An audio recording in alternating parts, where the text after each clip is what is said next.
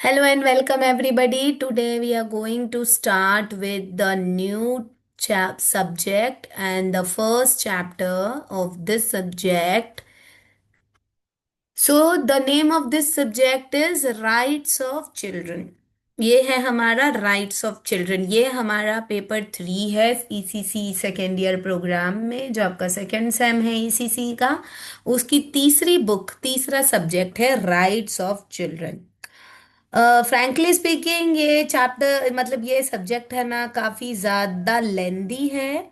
Lengthy in a sense कि इसमें बहुत सारी राइट्स, बहुत सारे आर्टिकल्स एंड ऑल, बहुत सारी कन्वेंशंस, थोड़ा आर्ट बैकग्राउंड का है, हिस्ट्री और ये सारी चीज़ें इसमें बहुत ज़्यादा है। तो जैसे अब हमारे जैसे साइंस स्टूडेंट्स अगर हैं आप लोग, तो थोड़ा सा आपको ये चैप्टर थोड़ा डिफिकल्ट लगेगा। थोड़ा मुझे भी शुरुआत में लगा था, लेकिन फिर धीरे धीरे कुछ पॉइंट्स इजी हो गए। मतलब हमने उसके पॉइंट्स कुछ बना दिए, जो मैं आपको बताऊंगी तो आपको वो भी इजी लग जाएगा। और जो लोग ऐसे कॉमर्स, आर्ट्स या हिस्ट्री बैकग्राउंड के हैं, उन लोगों के लिए सबसे अच्छा और फेवरेट टॉपिक रहता है उन्हें ये, क्योंकि ये चीज़ें उन लोग ऑलरेडी पढ़े हुए होते हैं। जैसे उनको हेल्थ वाला जो पार्ट है वो थोड़ा सा कठिन लगता है, हमें वो हेल्थ वाला पार्ट इजी लगता है और ये वाला थोड़ा सा डिफिकल्ट लगता है। तो जैसे आपके सब्जेक्ट बैकग्राउंड है वैसा और उसके हिसाब से डिपेंड करता है। आज अभी हम इसमें कंटेंट देखेंगे कि इसके इस पूरी सब्जेक्ट बुक में हम क्या क्या कंटेंट है, क्या क्या चीज़ें हम पढ़ने वाले हैं। फिर इसके बाद ही हम हमारा जो फर्स्ट चैप्टर है इसका वो डील करेंगे, वो देखेंगे। और इसमें बहुत सी चीज़ें हैं जो फ्रैंकली स्पीकिंग जो इतना ज़्यादा इम्पोर्टेंट और बहुत ज़्यादा पूछा नहीं जाता है, तो उनको हम ये निगलेक्ट करेंगे, हम उनको नहीं देखेंगे और उनके हिसाब से हम इस सब्जेक्ट को कंप्लीट करेंगे। तो देखिए, सबसे पहला जो है राइट्स ऑफ चिल्ड्रन, ये पहले यूनिट के अंदर, ये यहाँ पर देखेंगे अगर आप, तो इतना पूरा जो है आपका होने वाला है। अब इसमें देखिए कि ये जो चिल्ड्रन राइट है, चाइल्ड राइट है, इसमें आप क्या क्या चीजें पढ़ेंगे। आप यहाँ पे बच्चे का जो कॉन्सेप्ट है, चाइल्डहुड इन एंशियंट इंडिया, ये सारी चीजें पढ़ेंगे। फिर बच्चे की राइट्स क्या क्या है, यूएन का क्या रोल है, सीआरसी का क्या क्या रोल है। CRC is child right convention, ठीक है ना। सीआरसी का फुल फॉर्म है चाइल्ड राइट कन्वेंशन। ये सारी चीज देखेंगे, इंडिया के कोर्ट्स के बारे में देखेंगे, समझेंगे क्या क्या पॉलिसीज है जो इम्प्लीमेंट हुई है, वो सारी चीजें देखेंगे। बच्चों की, यानी छोटे बच्चों की इंडिया में क्या सिचुएशन है with respect to the rights of the child, वो सारी चीजें हम यहाँ पर देखने वाले हैं। तो ये है हमारा फर्स्ट चैप्टर, जहाँ पे हम यूएनसीआरसी के बारे में समझने से पहले ये समझेंगे कि एंशियंट इंडिया में बच्चों का क्या रोल था और अब क्या है। तो जैसा कि आप लोगों को पता है, एंशियंट इंडिया में there was barter system for getting, so sorry. So barter system आप सभी जानते हैं। बार्टर सिस्टम था जब आपको कोई मटेरियल लेना होता था, give and take, exchange, you have to exchange some of the things which you have with the reference to then other things. आजकल तो हम लोग अगर कुछ एक्सचेंज करते हैं तो उसके साथ ऊपर से पैसे और लग जाते हैं। वही ये पुराना दो नया लो, एंड साथ साथ में और पैसे भी दो। और या तो लोन करा लो, पुराना दो तो उसमें कटवा लो तो थोड़ा कम हो गया, फिर लोन लगा के फिर धीरे धीरे पैसे देते जाओ। तो ये सारी चीजें हो गई। I don't know where what we call this system as, but yes, you can enjoy the luxurious life. But earlier, पहले क्या होता था, अगर आपके पास जैसे गेहूं है, चावल है, दाल है, आज भी कई जगह गांव में ये सारी चीजें होती है, तो आप इसके बदले में इतने किलो गेहूं या इतना पसेरी वसेरी ऐसा कुछ तो चलता है गांव में, ये सारी चीज के बदले में you take some of the things, you take some of the materials. Usually womens, आज भी हमारे इधर तो गांव में आज भी होता है, विमेन्स लाइक जो उनको श्रृंगार का सामान लेना होता है, जैसे चूड़ी है, बिंदी है और जो भी कुछ सामान लेना होता है, तो चूड़ी वाली को बुला के घर में ही, और वो सब जो भी पसंद वसंद है वो ले लेते हैं। And they do not give the money, they give what ever they have, like if they have wheat, if they have rice, if they have what ever field they have, जो भी खेत है उनका, उस खेत में जो भी अनाज उनका उगता है, चना है, सोयाबीन है, जो भी कुछ है वो सब उगता है, वो उनको वो क्वांटिटी से तोल के दे देते हैं। एंड उसके बदले में वो जो भी सामान लेना है वो ले लेते हैं।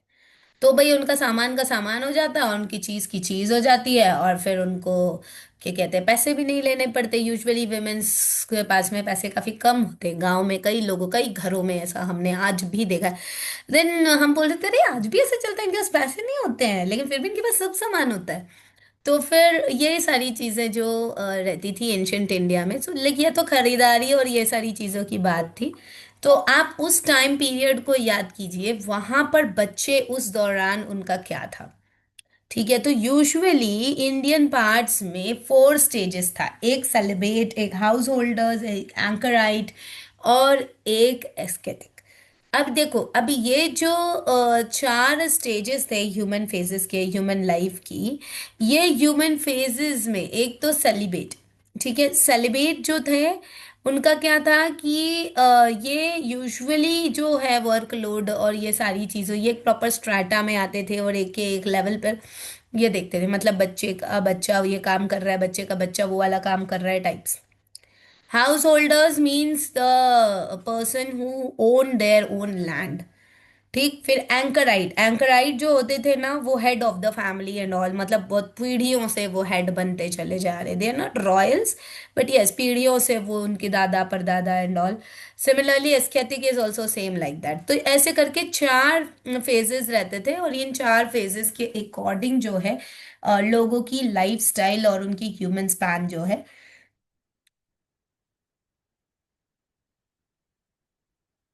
सब चीजें चलती थी। अब देखेंगे कि यूजुअली जैसे देखे, for children of artisan and craftsman skill training started at the early age as the childrens activities enmeshed with the activities of the adults, the constraint limitations and deprivations of the particular group characterized the life of the children also। मतलब एक अगर जैसे craftsman का बेटा है, artisan का बेटा है, तो उसका बच्चा भी वही बनेगा, वही करेगा। बीच में ना स्लेव यानी गुलामी वाला सिस्टम भी बहुत ज्यादा चला था। तो अगर स्लेव का बच्चा है तो स्लेव ही रहेगा, सेवक है तो सेवक ही रहेगा। ऐसे जैसे कोई मुंशी है किसी घर का, यानी लैंडलॉर्ड्स अगर रह रहे हैं, लैंडलॉर्ड्स के घर का कोई देख रेख करता, कोई मुंशी है, तो मुंशी का बच्चा जो है मुंशी ही रहेगा। तो ऐसे टाइप से इन यहाँ की थिंकिंग और मेंटालिटी जो थी वो पहले थी। यहाँ पे राइट्स की बात अगर हम कर रहे हैं तो दे डू नॉट हैव, एक्चुअली हम क्या बात कर रहे हैं कि मुंशी का बेटा मुंशी बन रहा है, that means that child does not have the right, does not have the authority to learn something different and all. इस टाइप की इंडिया की जो लाइफ स्पैन था, इस टाइप जो था इंडिया का फेस था, इस तरीके से वो चलता था। ठीक है ना, सेवक थे तो सेवक, और इसको ना इंडिया में बेसिकली कास्ट सिस्टम से ज्यादा कैलकुलेट किया गया। तो इंडिया के अलावा फ्रांस में भी अगर हम देखें, अगर आपने फ्रेंच रेवोल्यूशन का पार्ट अगर पढ़ा होगा, और अमेरिका में भी ये सारी चीजें चल रही थी वहां पर, फ्रांस और इसमें ना रेसिज्म चलता था। और यूजुअली स्लेव एंड रेबल्स ये सारी चीजें थी, मतलब यहाँ पे गुलामी वाला सिस्टम बहुत ज्यादा था। अगर आप फ्रेंच रेवोल्यूशन अगर आपको समय मिले तो पढ़ें, उसमें आपको पूरा पता चल जाएगा कि इसको क्या अधिकार था, क्या राइट था, क्या चीज होनी चाहिए थी, क्या चीज नहीं होनी चाहिए थी। ये सारी चीजें जो है आप उसमें रीड आउट कर सकते हैं, समझ सकते हैं। तो अगर हम अर्ली 18th सेंचुरी की अगर हम बात करते हैं तो वहां पर राइट्स के लिए बहुत लड़ाई हुई थी। ठीक है ना, हमारे अधिकारों के लिए बहुत लड़ाई हुई थी और उसी के बेसिस पे वर्ल्ड वॉर 2 जो है वो हुआ था। वर्ल्ड वॉर 2 के पीछे यही रेसिज्म एंड दी राइट्स, इस पे मतलब ये हमारा अधिकार है और ये हमें मिलना चाहिए, ये सारी चीजों पर ही हुआ था। Even when we talk about the Indian war of independence, तो उसमें भी राइट्स के पीछे बात हो रही थी, ये हमारा घर है, हमारा ये अधिकार है और आप सब यहाँ से जाइए। This was the main concept given by Shivaji, given by Rani Lakshmibai and given by Mahatma Gandhi as well. और लास्ट में महात्मा गांधी, पंडित जवाहरलाल नेहरू, सरदार वल्लभ भाई पटेल, लाल बहादुर शास्त्री, इन सभी लोगों का मिलकर एक अच्छा गठबंधन बना और फिर भारत हमारा आजाद हुआ। तो क्यों? क्योंकि राइट्स जो थे वो सीज कर दिए गए थे, लोगों के जो एक्चुअल अधिकार थे उन अधिकार के लिए लड़ाई हो रही थी, वो अधिकार नहीं मिल रहा था, है ना।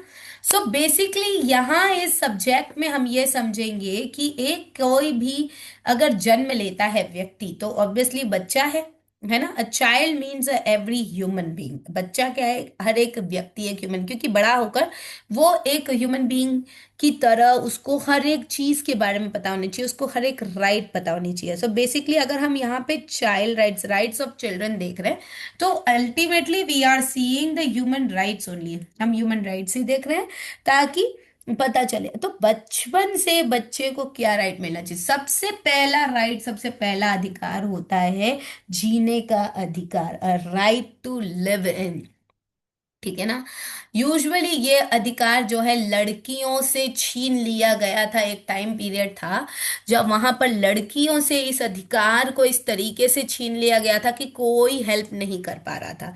Even the mother of the girl, even the father of the girl could not help. और कई जगह तो ऐसी परिस्थिति थी कि मदर फादर को खुद ही जन्म ली हुई बच्ची को मृत्यु के मुख में डालना पड़ रहा था, बिकॉज दहेज इतना ज्यादा और बच्ची की देख रेख और संभाल इतना ज्यादा हो जाता था कि वो इसको संभाल नहीं पाते थे। और इसीलिए गर्ल्स की इन्फेंटिसाइड, मतलब इसे हम फीमेल इन्फेंटिसाइड कहेंगे, ये जन्म लेते ही, पता चलते ही कि ये बालिका है, ये कन्या है, और बच्चे की मृत्यु, बच्ची की मृत्यु करवा दी जाती थी। यानी जीने का अधिकार तक छीनने लग गए थे लोग। ठीक है ना। मतलब ये राइट, चाइल्ड राइट होता है भाई, बच्चे का जीने का अधिकार है। अगर वो इस धरती पे आया है तो मरने के लिए नहीं आया है, तो उसका अधिकार जो है वो छीन लिया जाता था।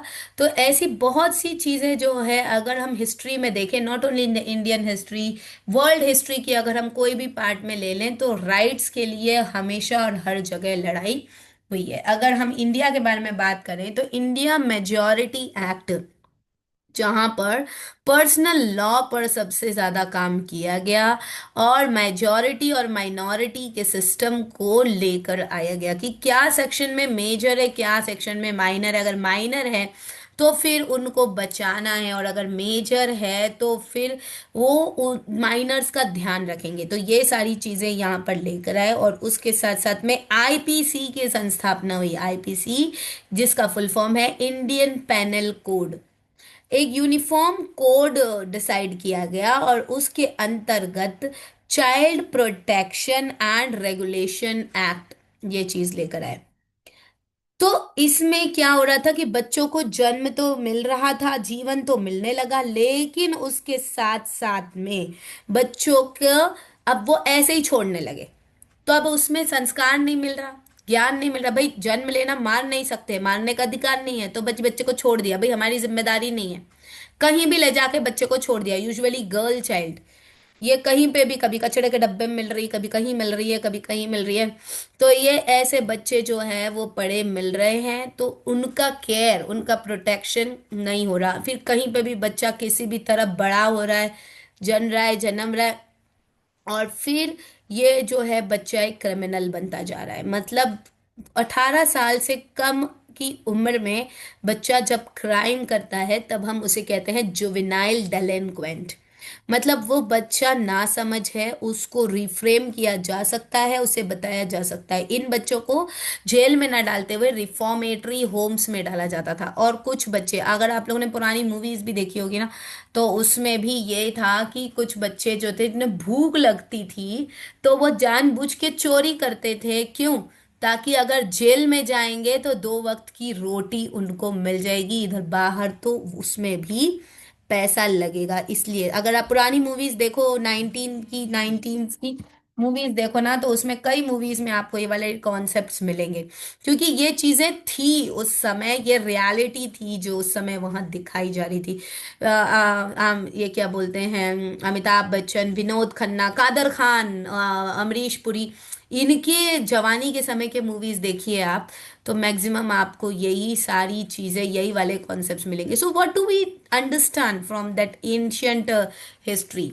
हमारी जो एंशियंट हिस्ट्री ये कहती थी कि बहुत सी चीजों का अधिकार जो है वो बचपन से ही छीन लिया गया था।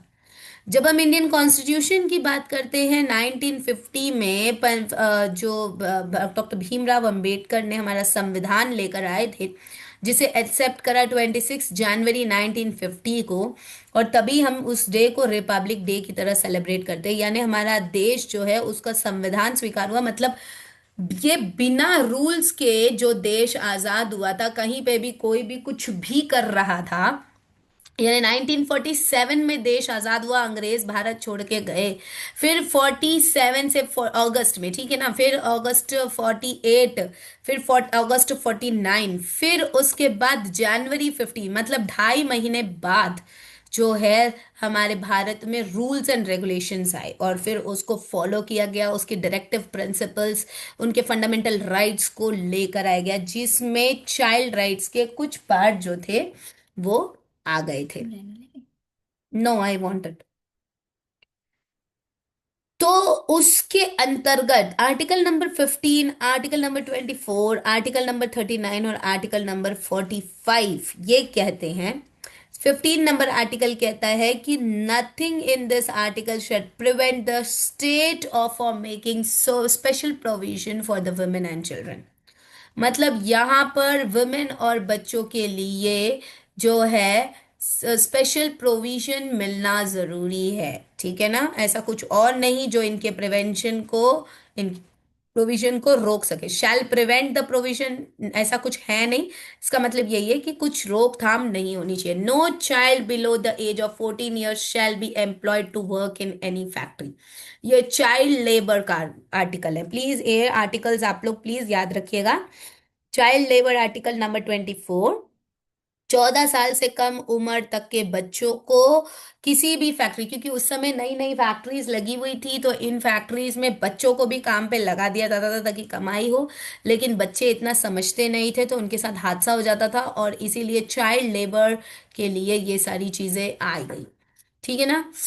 तो नेक्स्ट इसके बाद आ गया कि अब्यूजिंग, मतलब at the lower age abusing, sexual exploitation, इसके साथ साथ में डिफरेंट टाइप ऑफ अब्यूजिंग, जहां पर स्लेव के बच्चे हैं तो उनको मारा पीटा, टॉर्चर करना, एक्सप्लॉइटेशन करना, ह्यूमिलिएट करना, मॉरल वैल्यूज के अगेंस्ट जाना, मटीरियल अबैंडमेंट करना। तो ये सारी चीजें बच्चों के साथ जो हो रही थी, ये आर्टिकल नंबर 39 कहता था कि ये सारी चीजें बिल्कुल नहीं होनी चाहिए। ये हमारे कॉन्स्टिट्यूशन में आया। फिर इसके बाद आर्टिकल नंबर 45 ये कहता है कि बच्चों को प्री एंड कंपलसरी एजुकेशन 14 साल की उम्र, मतलब बच्चों को स्कूल जाना चाहिए और काम करने नहीं आना चाहिए, चीज आई। आरटीई राइट टू एजुकेशन वाला एक्ट 2009 में इम्प्लीमेंट किया गया। यहाँ पे 2009 में इसकी बिल जनरेट हुई थी, और 2002 में ये इस अमेंडमेंट को इस कॉन्स्टिट्यूशन असेंबली में इसको रखा गया था। उसके बाद में 2009 में ये एक्ट आया, और इस एक्ट के अंतर्गत 6 से 14 साल तक के उम्र के बच्चों को फ्री एंड कंपलसरी एजुकेशन देने की बात की और रखी गई, ठीक है। तो ये शिक्षा का अधिकार अधिनियम इसे हम हिंदी में कहते हैं, तो ये वाली चीज जो है वो लेकर आए।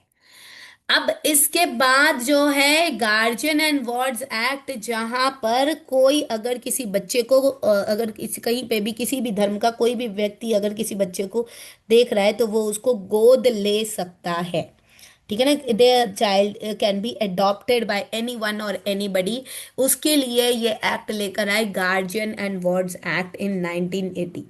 नेक्स्ट जो आया चाइल्ड मैरिज एक्ट। अब ये देखो, बच्चों का शादी, छोटे छोटे बच्चों का शादी हो जाया करता था, और कभी तो बहु विवाह हो जा रहा है, कभी तो कम उम्र में शादी हो जा रही है, फिर बच्चियों की मृत्यु हो जा रही थी। तो बहुत सारी चीज़ें, मतलब मेंसेस स्टार्ट हुआ नहीं कि उनके साथ में सेक्सुअल, मतलब लीगल सेक्सुअल मीटिंग स्टार्ट हो जाती थी, like because the child is married, so it's legal to be involve in to the sexual practices. और फिर ये कई बार गर्ल्स प्रेग्नेंट भी हो जा रही है कम उम्र में, कच्ची उम्र में प्रेगनेंसी के कारण बच्चियों की मृत्यु हो जा रही है जन्म लेते वक्त, ये वो। तो बच्चे भी विदाउट मदर बढ़ रहे हैं, तो बहुत सी दिक्कत परेशानियां हो रही थी। तो इसीलिए चाइल्ड मैरिज एक्ट लेकर आए उस उम्र में, 1979 में ये चीज़ हुआ था। और धीरे धीरे जो है चाइल्ड मैरिज को पूरी तरीके से अबैंडन कर दिया गया। अब कहीं पे भी चाइल्ड मैरिज तो नहीं होती है, लेकिन टीन एज में जो भागने वाली मैरिजेस है ना, ये तो आज भी चल रही है।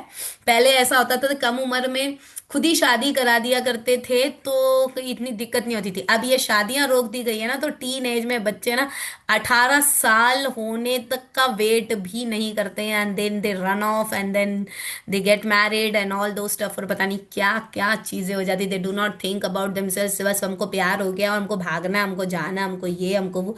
ये चीजें आज भी चल रही है। वाई? बिकॉज चाइल्ड मैरिज रोक दी गई। सम पीपल से चाइल्ड मैरिज रोक दी गई, इस वजह से ऐसा हुआ। कई जगह तो ऐसा होता था कि शादी पहले हो जाती, गौना नहीं होता था, कई जगह ऐसा भी होता है। लेकिन ये है कि अब शादी माँ बाप ने कहीं और करा दी, टीनेज में आके प्रेम किसी और से हो गया और भाग किसी और से के साथ चले गए हो। ऐसी बहुत सी चीजें, ये चीजें चलती आ रही थी। तो यहाँ पर भी अधिकार की बात आ जाती है। रेगुलेशन, प्रिवेंशन, ये सारी चीजें, मतलब बच्चे को बोलता है हमारा ये अधिकार है, ये करना, प्यार करना कोई गलत बात नहीं है, ये वो बहुत सी बातें फालतू की, या फालतू कह लो या सही कह लो, ये जो भी कुछ है, उन्हें जो उचित लगता है बट वो वही करते भी। इसमें उनका कोई दोष नहीं होता। ये जो एज है, इस एज में एडोलसेंस पीरियड के दौरान ये सारी चीजें होती। तो इसीलिए भारत में ये एक्ट था कि कम उम्र में शादी कर दो। कम उम्र में शादी कर दिया तो कच्ची उम्र में जो दूसरी प्रैक्टिसेस होती थी उसके वजह से दिक्कत होती, तो परेशानी दोनों ही तरफ थी। इसीलिए मैरिज एक्ट भी लेकर आए, जो हम आगे पढ़ेंगे। शादी के लिए कौन सी उम्र होनी चाहिए, क्या एक्ट होना चाहिए, तो वो चाइल्ड राइट्स में नहीं, मैरिज एक्ट के अंतर्गत आता है। तो यहाँ पर हिंदू एडॉप्शन एक्ट भी हम आगे देखेंगे कि कौन सा व्यक्ति कब किसको कब अडॉप्ट कर सकता है। और ये यूनिसेफ और यूनेस्को, इनके भी फुल फॉर्म्स में आज आप लोगों को बता देती हूँ। ये हम हर बार देखेंगे तो प्लीज नोट डाउन। यूनिसेफ क्या होता है? United Nation and Children Education Fund, ये यूनिसेफ कहलाता है। और UNESCO, United Nation Education Science and cultural programs, cultural things. Okay. तो ये साइंस, एजुकेशन एंड कल्चर के बारे में अगर कोई बात हो रही है, यानी एजुकेशन से रिलेटेड बात होगी, तो UNESCO. And child education rights के बारे में और उनके फंड्स के बारे में बात करेंगे तो यूनिसेफ। ठीक है ना? ये दोनों चीज आप पूरी तरीके से याद रखेंगे। चाइल्ड राइट कन्वेंशन सीआरसी, इसको आपको याद रखना है। चाइल्ड राइट कन्वेंशन, सीआरसी का मतलब होता है चाइल्ड राइट कन्वेंशन। ठीक। तो ये सारी चीजें हैं, ये आप लोग रीड आउट कर लीजिएगा। इतना कुछ इम्पोर्टेंट इसमें इतना नहीं है। जो आपको ठीक लगता है वो सारी चीजें आप कर सकते हैं। Next is juvenile justice. जैसा कि मैंने आपको बताया था कि 18 साल से कम उम्र के बच्चे यदि कोई क्राइम करते हैं तो वो जुवेनाइल डेलिंक्वेंट कहते हैं, और ये रिफ्रेम हुआ जा सकता है। इसीलिए जुवेनाइल जस्टिस एक्ट मतलब छोटा सा कोर्ट, जहां पर छोटे बच्चों को पूरा प्रॉपर एग्जैक्ट कोर्ट में नहीं ले जाया जाता, बेंच लगती है और बेंच पर ही सारी बात और सारी बैठक लगती है। और उसमें बच्चे को जो है रिफॉर्मेटरी होम्स में भेजा जाता है, और वहाँ पर बच्चे को फिर से रिफ्रेम किया जाता है। उसको कई चीज़ें सिखाई पढ़ाई बताई जाती है ताकि बच्चा जो है वो ग्रोथ एंड डेवलपमेंट पे फोकस कर सके। ठीक। अब next, juvenile justice care and protection, ये वाला जो एक्ट है ये हुआ सेक्शन 7A के अंतर्गत। ये वाला आर्टिकल 33, आर्टिकल नंबर 33 ये आया था। तो बस इतना ही इसमें लिखना, और ज्यादा इसमें डिटेल करने की जरूरत नहीं रहेगी।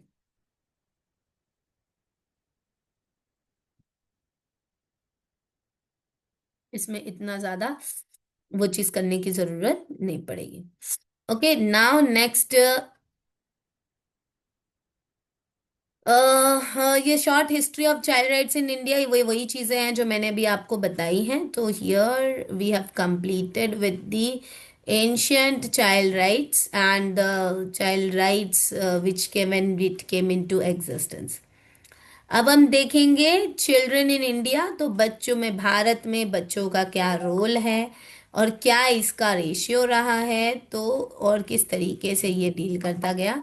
तो डेमोग्राफिक पॉपुलेशन अगर हम देखें तो भारत में बच्चे 22 million infants according to the 2001 census, ये बताया जाता है। इतने छोटे बच्चे थे, अब तो और ज्यादा होंगे, आप लोग गूगल कर लीजिएगा प्लीज। ये this is only for the information, it this question is usually not asked. तो आप इसको जनरल वे में रीड आउट कर सकते हैं। 2001 के सेंसस के अकॉर्डिंग 972 फीमेल्स पर 1000 मेल्स, ये सेक्स रेशियो था भारत का। और यहाँ पे आपका 933 फीमेल्स पर 1000 मेल्स, ये इसका सेक्स रेशियो रहा है 2001 में। अब हम यहाँ पर देखेंगे कि जो हमारा सेंसस था उसमें किस वे और किस सिस्टम से इसको मॉनिटर किया जाता था। तो national inspection and monitoring committee, NIMC इसे हम कहते हैं, and national support monitoring cell इसको मैनेज करता था, NSMC। तो उससे ये पूरा जो रेशियो और ये सेंसस जो है ये मैनेज किया जाता था। तो ये यहाँ पर हमने पॉपुलेशन देख ली कि भारत में कितने बच्चों की स्टेटस रही है और क्या सेक्स रेशियो रहा है। नेक्स्ट हमारा बच्चों का हेल्थ। अगर हम चाइल्ड हेल्थ के बारे में बात करते हैं तो बच्चों की हेल्थ में सबसे पहले मोर्टालिटी रेट यानी मृत्यु की जो दर है वो देखी जाती थी, जिसे हम IMR कहते हैं, इन्फेंट मोर्टालिटी रेट। कितने बच्चे जन्म लेते ही मृत्यु को प्राप्त हो रहे हैं और किसने कितने बच्चे गर्भावस्था के दौरान ही मृत्यु को प्राप्त हो रहे हैं, तो वो और कितने इन्फेंटिसाइड्स हो रहे हैं, फीमेल इन्फेंटिसाइड कह लो, मेल इन्फेंटिसाइड, या जो भी कुछ है, मतलब जानबूझ के मारा जा रहा है, दैट इज इन्फेंटिसाइड। तो ये सारी चीजें कितनी और कैसे दरों पर हो रही थी। सो देयर वर 63 डेथ्स पर 1000 लाइव बर्थ्स, मतलब बहुत ज्यादा भी नहीं हो रहा था, पर धीरे धीरे फिर इसके बाद ये चीजें जो है ग्रोथ में आती चली गई। अब चिल्ड्रन एजुकेशन, जैसे कि मैंने आपको बताया, एजुकेशन की बात करें तो अब यूनेस्को देखेंगे, और राइट्स और फंड्स की बात करेंगे तो अब यूनिसेफ देखेंगे। तो यूनेस्को जो है ये एजुकेशन की राइट्स को मेंटेन करने लगा, बताने लगा।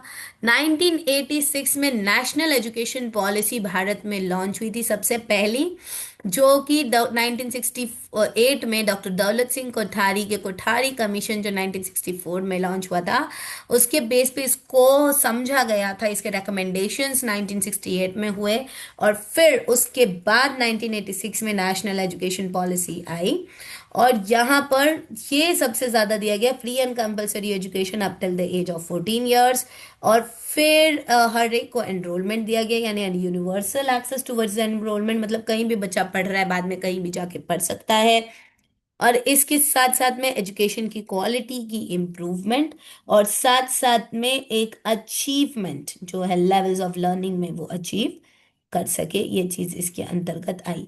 लेकिन फिर भी लोग बच्चों को स्कूल नहीं भेज रहे थे, तो उसके लिए मिड डे मील स्कीम और सर्व शिक्षा अभियान, ये दो चीज 2002 एंड 2009 में इसे लॉन्च किया गया, और सब जगह इसको अच्छी तरीके से फैलाया गया, ताकि ये जो है स्कूल एजुकेशन के साथ साथ में बच्चों का जो अधिकार है पढ़ने का, और इसके साथ साथ में बच्चों का जो अधिकार है आगे अपने स्किल्स को डेवलप करते रहने का, और चाइल्ड लेबर से दूर। क्योंकि अगर बच्चे स्कूल जाएंगे पढ़ेंगे तो चाइल्ड लेबर नहीं होगा। तो ये दोनों ही चीजें इसमें बन रही थी, इस चीज को लेकर आया गया।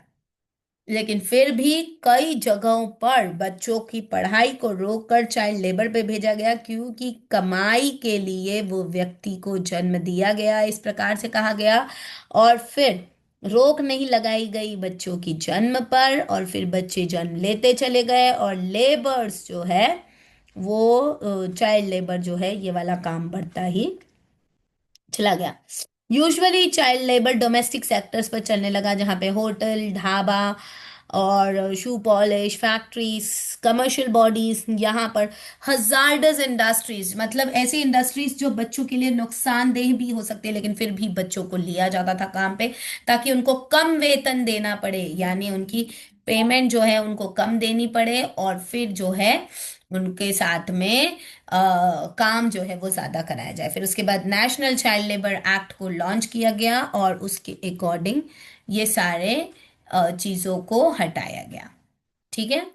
अब इसके आगे का जो है वो हम कल देखेंगे, काफी लंबा हो रहा है, will be taking this tomorrow. थोड़ा सा ही है इसका, बहुत ज्यादा नहीं है, बट हमारा समय हो रहा है, अटेंडेंस नहीं लग पाएगी, लास्ट के 5 मिनट बचते हैं। So we have seen about the child labour. अभी हम देखेंगे CEDC टुमारो, ताकि हम यूनिसेफ के एक्चुअल रोल को समझ सकें.